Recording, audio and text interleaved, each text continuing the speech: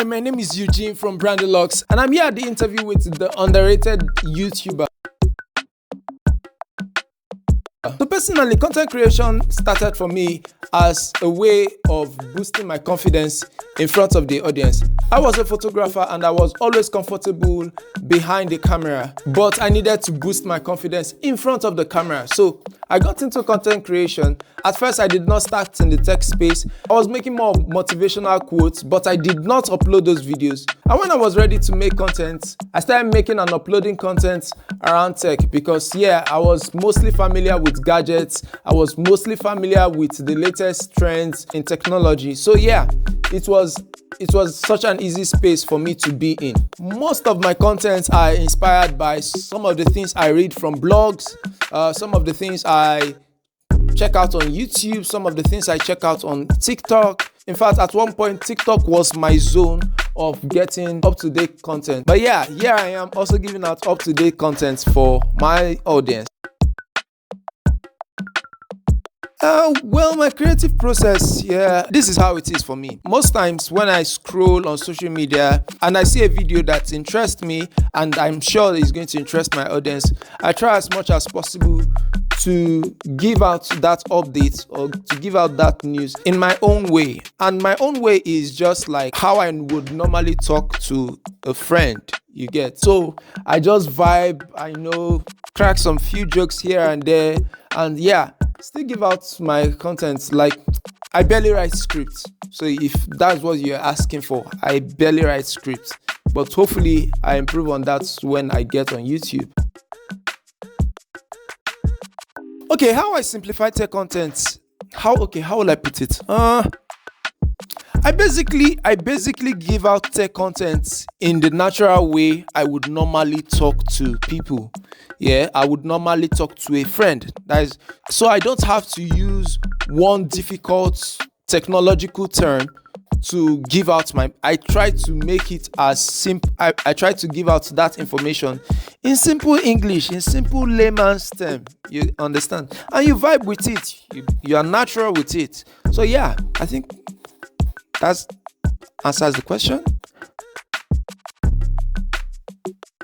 Yes, collaboration is great. It's one of the fantastic means I used in growing in the tech space. So how I approached collaboration was the fact that, first of all, I have to prove myself. To be honest, you have to prove yourself in this space because let's be honest, some of these people don't have time. So you need to prove yourself. You need to earn your space.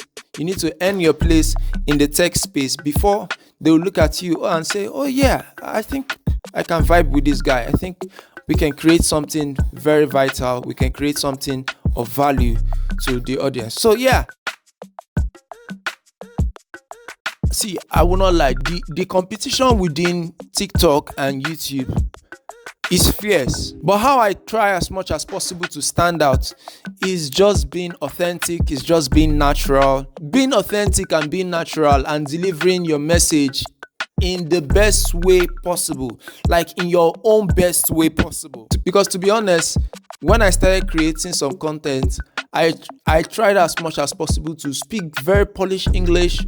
I was a bit stiff. I'll be honest with you. I was a bit stiff because I wanted to be taken serious, but it didn't really work for a long time. So just be natural, be authentic. So how I handle criticisms? First of all, you need to understand that there's what they call constructive criticism and there's the foolish criticism. Now, the constructive criticism goes this way, that you point out where I might have fault or I might be wrong, and I still might not be wrong, but we are both civilized to talk about it in a sensible way. Now, there's the foolish constructivism. There are this category of people who either want to chase clout or who just want to talk. So mostly what I do to those set of people is that I ignore them.